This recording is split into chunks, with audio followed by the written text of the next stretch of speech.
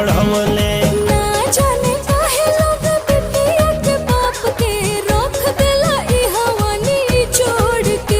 और 10 लाख बाबू तोहर मांगे ले दहेजवा ऊपर से जीएसटी जोड़ के।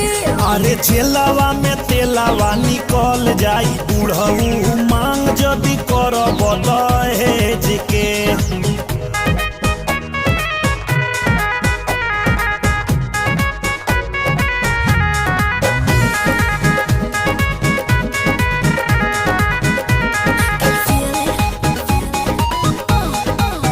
पढ़ला लिखला के बातों में ढोवे लोगवा घटिया रिवाज के।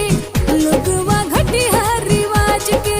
जाए बुढ़ऊ मोछ तारा